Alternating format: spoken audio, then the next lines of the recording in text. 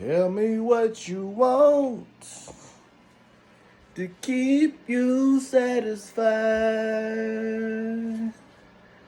Don't tell me what you don't. I gotta keep moving on. Don't listen to your friends because you know they lie. When it comes to both of us, let's keep it between you and I. We were best friends before I came inside. Now we got a son, and we're family for life. We're family for life. We're family for life. Till the sun turns into night. We're family for life. Till the day turns into night and the moon turns into light. We're family for life. We're family for life. I went all the way to Africa to ask a question. What are you talking about? My homies down in Texas got a phone call from a man named Mike whose family left him alone in a country where they don't use the word bitches. Careful with that shorty because my name ain't T.I. But I see how my girl came down only on me so I can see why. High in the sky for 3 days, what happened? The topic of the conversation, I can only imagine. The stars fell in Alabama and I seen that happen. Everybody pledged his part and mine was rapping. When will I see you? When will I see you again? When will I see you? When will I see you again? I'm gonna come down, but you're not gonna like the way I come down, cause down here niggas get dirty, kicking up the dust before the age of 30. But not me though, I let the dust settle, blowing smoke from the kettle. I'm so fucking hard, my niggas call me Aaron Neville and tell me to be easy. I'm sorry, homie, I guess that's a no. The game don't need me, believe me, so I'm taking it slow like molasses. No more looking at girls' asses while they passes. I'm still 100 miles a running, but I'm just not the fastest. You need a hook? I got a hook for that ass. Write a hook down on paper, don't let the smoke pass. You need a hook? I got a hook for that ass. Write a hook down on paper, don't let the blunt pass. I got a man named Ike and a girl named Tina. When it comes to the sex, can't nothing come between them except the nut. Should you know who I am, open up your legs and let me come in to have a baby. So we can both be faded, laying down on the concrete. So glad I graduated from Florida State in 98. I'm an early riser, but the coffee was late. When will I see you?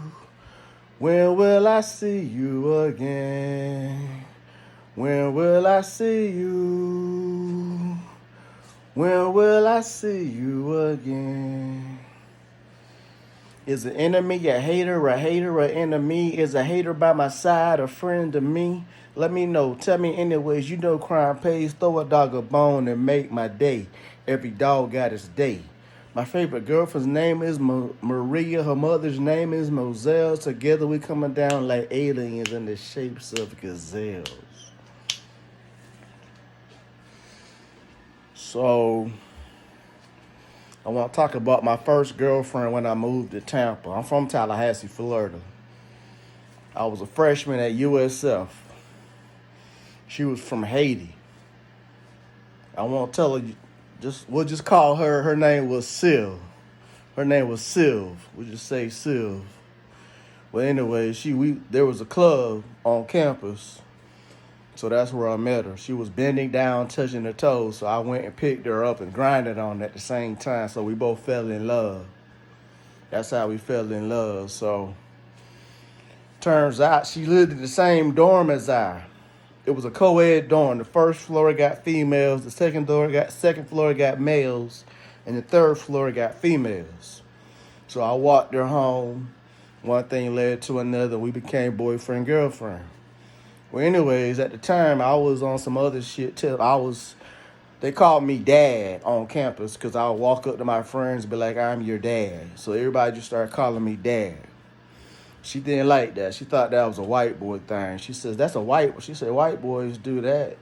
So you ain't black enough for me to be my boyfriend. So I said, okay, that's fine. Okay. Bet. We don't need to talk. So I broke up with her. About a couple of days later, my man from Miami hollered at me in my ear. It was like, Sylvia's telling everybody, you got crabs. And I'm like, I got crabs. If I got crabs, then she got crabs. But no one paid attention to that little oversight. They wanted to spread the rumor, so I got pissed off. So I went to the third floor and cursed her out. I cursed her roommate out, her friends out, her sisters out, her homies out, whoever was around at the time in her room. I cursed out. Called them all bitches. They ain't like that. So the next couple of days, I'm on my floor in the lobby near the steps, in the little annex part of it, and I hear a commotion, and all these girls start screaming at me, coming up the steps, talking about who you calling a bitch, and I got your bitch, and we gonna work it out, or we gonna do this, or we gonna do that. Next thing I know, I'm in a circle of 10 different females. I'm in a circle of 10 women. They all talking about jumping me and kicking my ass. So I said, look here, man, I don't hit women. I wasn't raised like that. But the first female that stepped to me, I'm gonna knock them out. I'm gonna knock all you bitches out. You fuck with me, I'm gonna knock you out. Step to me, I'm gonna knock you out. So I was cursing them out, calling them all bitches. They calling me all kind of names. I'm calling them bitches, and that attracted all the other people in the dorm on the second floor. They all came out. So I'm in the middle of everyone's out of their dorms. Everyone's out their rooms. And I'm in the circle of all this. All because I broke up with this girl, my first girlfriend, who was Haitian. She's from Haiti. I don't know if that has anything to do with it, but so anyways, nothing happens. Nothing happens. Next couple of days, I'm on the first floor chilling with the RA. That's the resident assistant. She's the leader of the entire dorm, so they ain't gonna mess with me. But a girl named Tina walked by me with 10 different niggas. Gold in their mouth, chains, tattoos, dread, just gangster thugs. So I'm sitting down in the chair just counting them. 1, 2, 3, 4. Counted about 10 of them. So I crept up to the second floor where my room was, called my man in Tallahassee named D.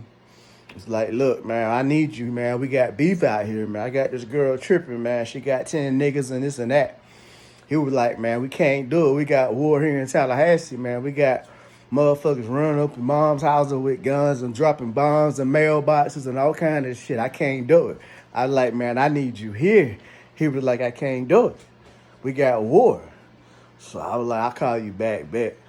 So, long story short, all my roommates are from Miami and Jacksonville and some from Tampa. So I round up all the Miami boys. They all from Haiti. They understand the game. So we playing Nintendo or Sega or PlayStation or whatever. We got bats and knives and sticks, and they escorted me to my room, escorted me to my car, escorted me to the class. So they did that for the remainder of the semester. And that was my first experience with my first girlfriend in Tampa. Now let me tell you about what happened with my first experience with angel dust. Yeah, I had some angel dust. Somebody laced my shit with angel dust. I don't know if it was the drink or if it was the weed. But I was in Africa. I'm a Peace Corps volunteer. And I served in West Africa, the Gambia, 1998 to 1999. Well, we was at a down house, a glass house, actually. You know, you don't throw fights, you throw parties in glass houses. And anyways, we smoking and drinking, passing joints and drinks or whatever, you know. And somebody must have laced my shit. I don't know if it was the weed or the drink, but I remember doing a little bit of everything. So I felt myself getting a little too high. So I just instinctively, I knew it was time to leave. So I got up, walked out the room, walked down the steps and opened the door. And the last thing I heard was, you ain't gonna make it out of here alive. I closed the door and just snapped. I took off. I had flip-flops on. I ran out my flip-flops, almost ran over this old African lady. She was cursing me out in African, her language. Barely, almost ran her over, ran through the streets, running in and out of traffic, in and out of cars, taxis and cars driving around. I'm in the street just running, trying to get home, run over potholes and rocks and ditches. I get to the house, and you know, Chris Tucker, the chicken coop, when he was in that chicken coop, that was me. I was tucked in a corner. Dark room, no electricity, no running water. I'm just in a room, just stuck just curled up in a little ball in the corner of a room. And that's about the last thing I remember. Next thing I know, the Peace Corps volunteer nurse, she's sensing something about me. She says, you need to go back to the States, to Washington, D.C., and talk to a counselor. She says, you'll only be there 3 days and you'll be back in Africa within the end of the week. Well, she kept trying to do that to me. She kept suggesting that I go back to the States. I didn't want to go to the States. I was in Africa. I just figured I didn't want to waste. I didn't want to do that. But anyways, after about 4 months of her just harassing me and hounding me, I went. Long story short, I talked to a counselor. He didn't let me back in. He didn't let me in. He didn't let me rejoin the Peace Corps. And he even called my girlfriend a prostitute. I was like, damn, she ain't a prostitute. She may not be a model citizen, but she was a fugitive. She was a fugitive, a refugee from Sierra Leone. I was in the Gambia, West Africa. She was in another part of West Africa. She was a refugee, and I guess her husband was sending her money. But she wasn't a prostitute. I stayed in contact with her for the last 30 years. She's been to Germany. This is what she does, though. She dates guys who she knows she can benefit from. She asked me to marry her. She wanted to come to the States with me and get married, but I knew what that was. So, anywho, she's been to Germany through a boyfriend. She's been to UK through a boyfriend. She's been to the Netherlands, Belgium, Antwerp. Even now she's in Africa again. She's some kind of royalty. She showed me her bloodline, and her last name is a dynasty of, she had a dynasty of Mansuri. That's her last name. In Sierra Leone. And she was with the Blood Diamonds. You know, her brother was the rebels. And she's just, I guess she's some kind of royalty because she's living her best life. She's still on my Instagram. She is living her best life. Anyways, I tell you this to tell you that. I say this to say that. You know, I'm a reject. I'm a Peace Corps reject, but that still doesn't stop me from talking about it.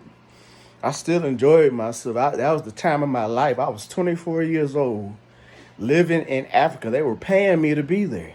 They gave me money. I met presidents of the country. I met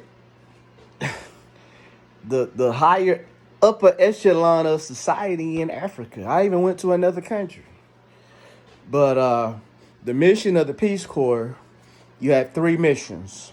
One is to go to their country and learn as much as possible about their country. 2, you take your education and your culture and you go to another country and you educate them. The 3rd mission is to, after you completed your mission, to come back to the States and educate other volunteers, other citizens about your time in Africa. And that's my time.